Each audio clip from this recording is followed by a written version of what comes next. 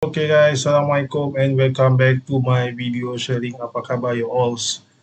Aku doakan kita semua sentiasa berada dalam keadaan sihat walafiat. Okay guys, dalam video ni aku nak share dengan korang mengenai new announcement yang baru dibuat oleh pihak PMX lah. So, Perdana Menteri Malaysia kita yang tersayang baru-baru ni melancarkan satu inisiatif yang sangat bagus lah, especially untuk pengusaha pemandu teksi itu sendirilah. So, inisiatif yang dibuat adalah dengan memperkenalkan teksi madani nasional lah, teksi madani nasional. So, kereta yang akan digunakan nanti sebagai kereta rasmi untuk dis teksi adalah Proton S70 guys.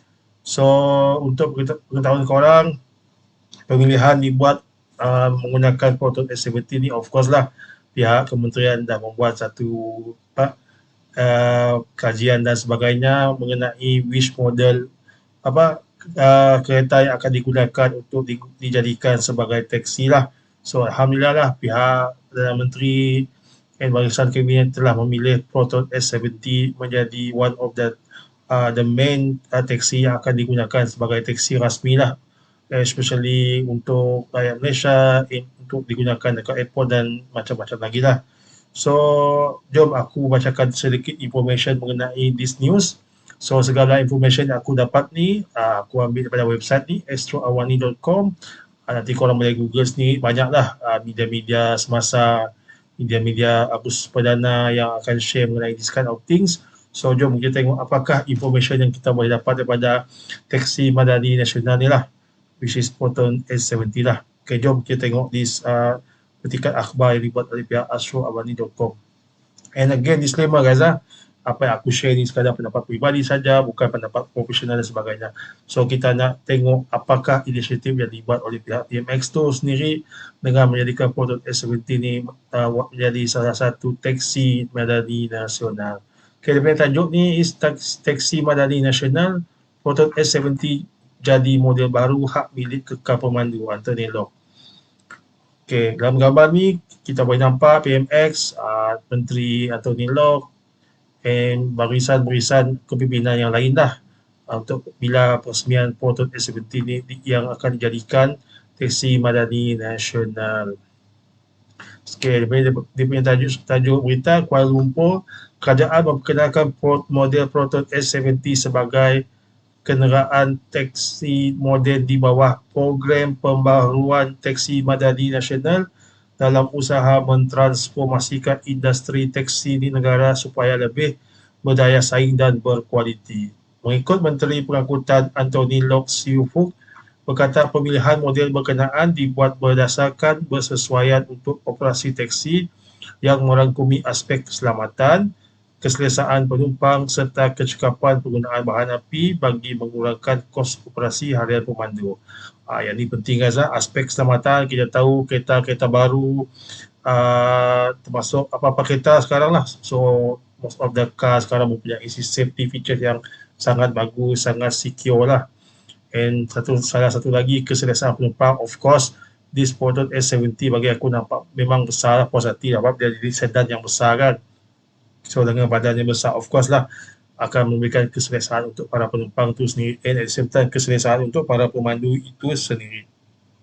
And the most important thing is penjimatan bahan api lah. So kita tahu one of the cost yang akan terbabit bila kita menjadi seorang pemandu teksi sebagai contoh is kos bahan api lah. So dengan pemilihan kenderaan yang betul, kita boleh mengurangkan kos operasi yang membabitkan bahan api.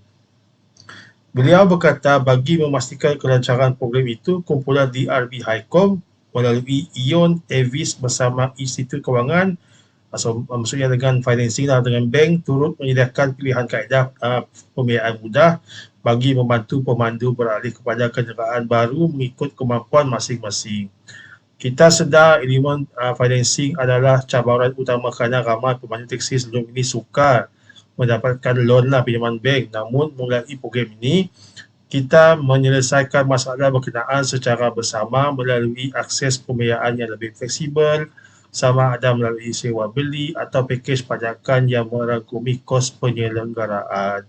Satu perkara penting yang ingin saya kongsikan ialah Kementerian Kewangan telah memberikan kelulusan supaya hak milik kenderaan dalam mana-mana pakej pembiayaan ini kekal bersama pemandu, sekaligus menamatkan skim lama yang memajakkan kereta kepada syarikat, katanya ketika berucap pada majlis tersebut.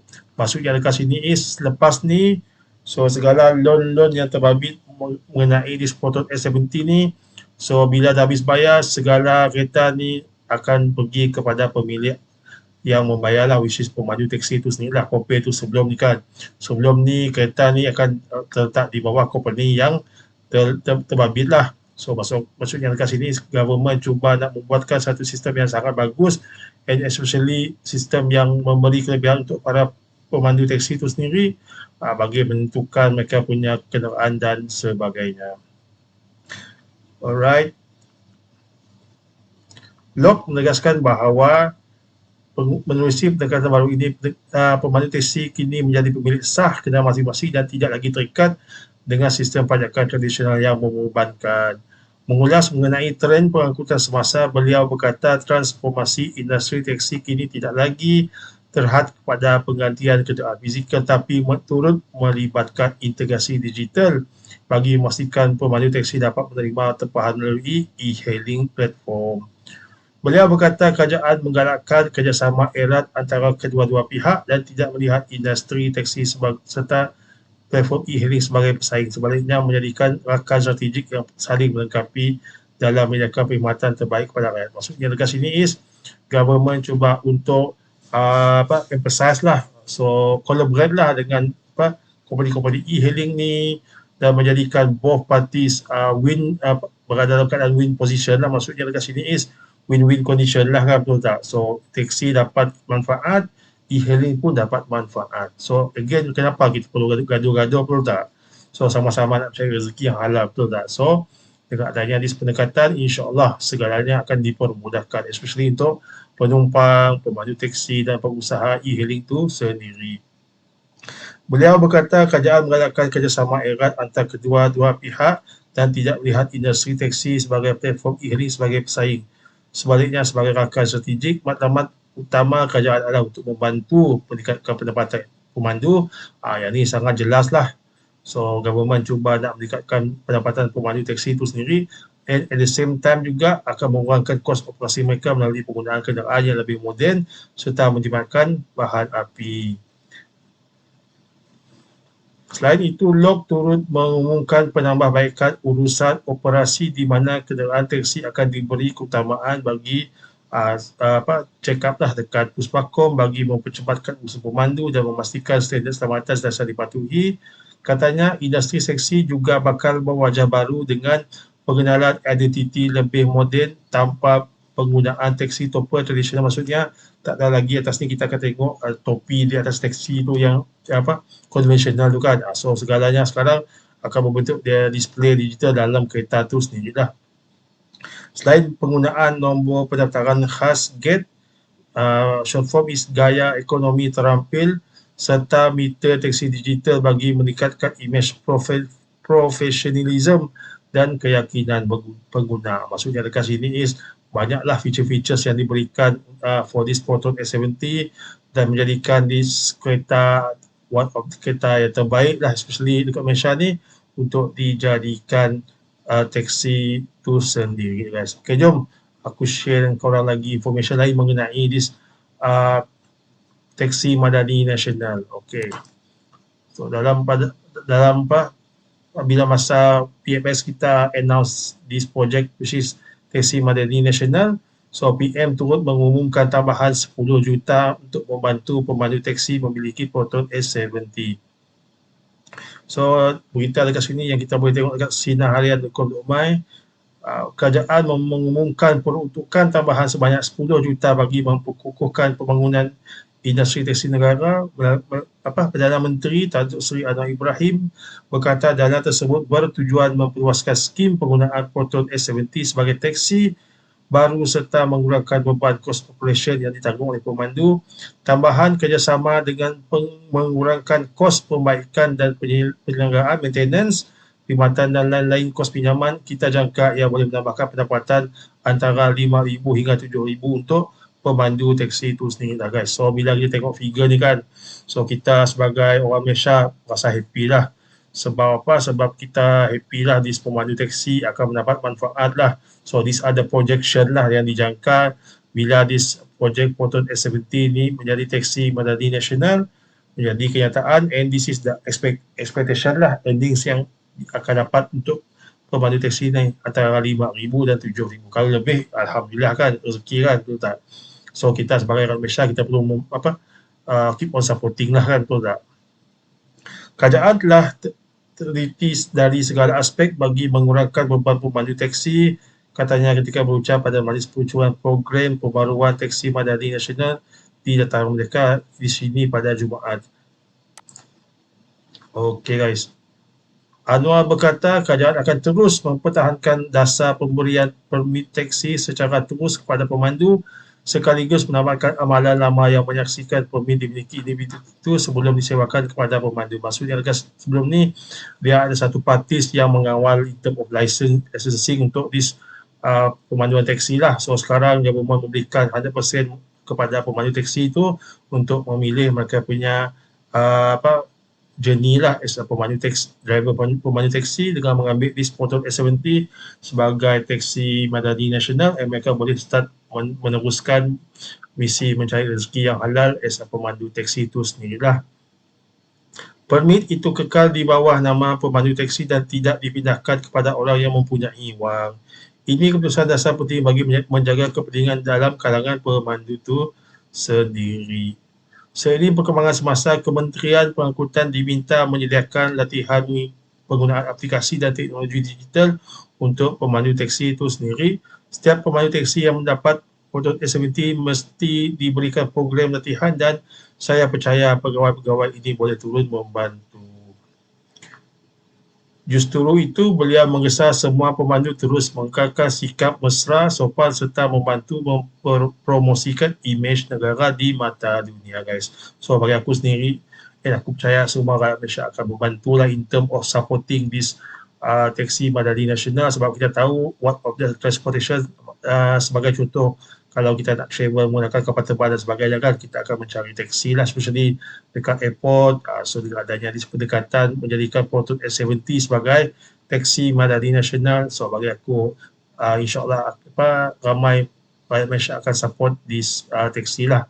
Sebab kereta pun kereta baru, kereta pun kereta latest kan, betul tak? So this car pun review, kalau kita tengok dekat overseas and dekat locally, ramai yang memuji this Proton S70 guys. Okay guys, satu lagi information yang aku nak share dengan korang. So yang ni aku ambil pada AI lah dekat Google ni. So info mengenai teksi madani S70. Proton S70 variant premium telah dipilih secara rasmi sebagai model kenderaan baru di bawah program pembangunan teksi madani nasional. So program transformatif ini dilancarkan oleh Perdana Menteri Datuk Seri Anwar Ibrahim pada 3 Julai 2026 di Dataran Merdeka untuk memodernkan industri teksi negara. So berikut adalah ringkasan info mengenai inisiatif ini. So perubahan fizikal dan digital imej baru, tiada taxi topper, tiada lagi papan tanda fizikal di atas bumbung taksi tradisional, maksudnya tak ada lagi topi kat atas tu. Next one is screen LED dynamic digantikan dengan paparan LED pada cermin hadapan dan belakang yang merupakan status bertukar antara taksi e-hailing. Maksudnya dekat ujung, dekat tepi tu akan ada tanda warna hijau. Hijau tu dia akan katakanlah taksi and e-hailing lah. So tak perlu lagi taksi topper yang besar-besar dekat atas tu lah, yang konvensional tu kan.